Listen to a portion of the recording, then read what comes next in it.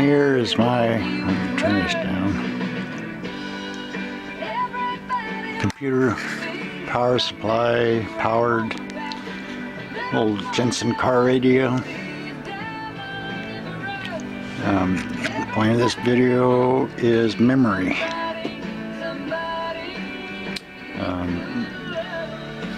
Normally you turn off the ATX and you lose memory to the radio, which on this radio is a pain. So you can see the channel. Let's change channels. 105. You can see the time. 12:33. Turn the radio off. And the red light. Still receiving power. And standby. Turn off the ATX. And normally when you would turn on the ATX, you would have no memory.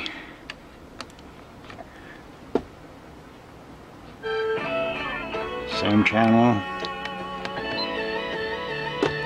same time.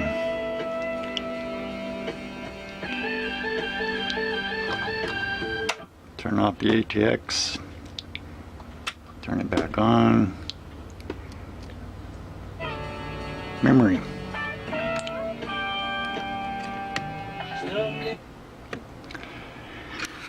Which is accomplished by,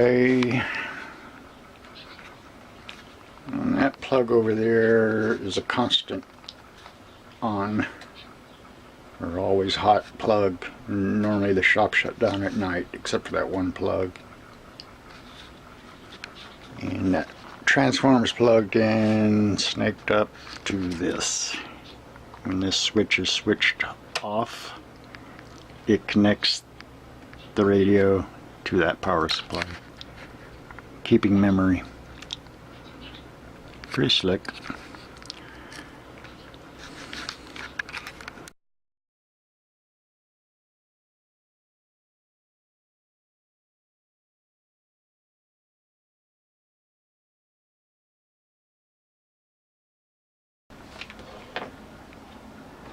Okay, this is the radio harness.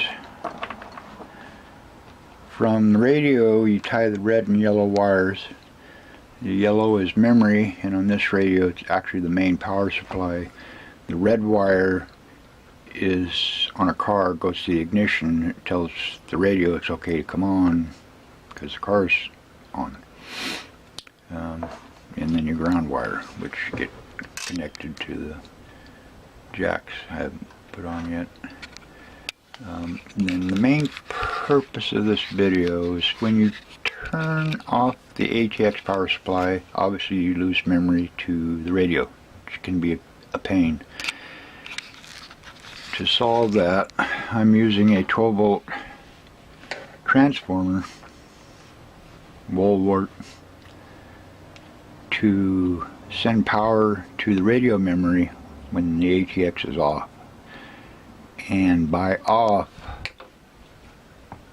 again, I'm using this, the green and black wire, to turn on and off the ATX. The main switch will remain on, which leaves this in standby.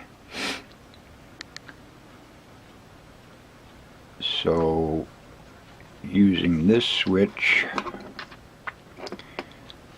double pole on switch,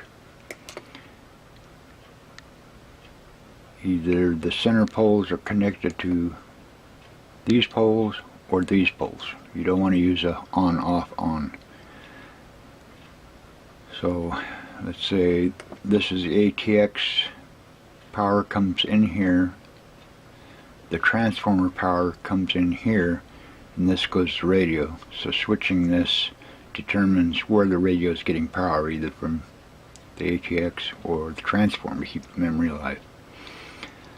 This side, this will be blank. This would be the green and the black wire to turn on the ATX. So in effect, what this switch will do, when you go to turn the radio on, it connects it to the ATX and simultaneously connects the green and black wire, letting the ATX come on. When you switch the radio off, you're getting power from the transformer, and it's connecting to this and disconnecting the green and black wire, turning the ATX off. So it's basically doing two functions. And I'm adding a fuse to the output of the ATX.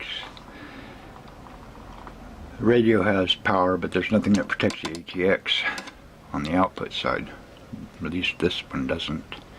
And this is my wall wart. It's just a half. This one's a half an amp, 12 volts.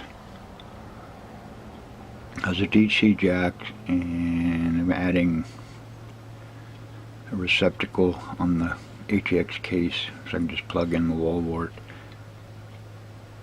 The ground will go to the ATX ground inside, and the power will, like I said, go to this terminal.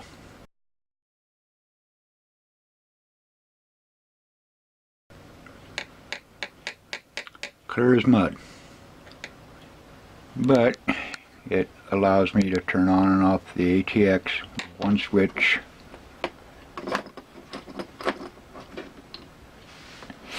and have power for the memory. Now this one I had already set up. Grabbed the yellow wires and hooked all to the jack. The red wires are all cut and just isolated, except for the one that's feeding the resistor. This particular one needs to see a load when it's initially turned on the 5 volt rail, which is red wires. This one had a couple of, they're down inside there, 3 volt wires. They're just cut off because I'm not using any of that. This ATX has the potential to put out 24 amps, which is why I used all the yellow wires, because I didn't want 24 amps potentially going through one little 18 gauge wire. I don't know why folks do that, but they do. You should grab all the wires and tie them together. You don't have any issues of heating up a wire. Plus you just get full power. There won't be any choking on the output. But like I said, I'm adding all this stuff. So the 12 volt wires, I can shake a little more, will be going to the switch, and then from the switch it'll come back to the jack.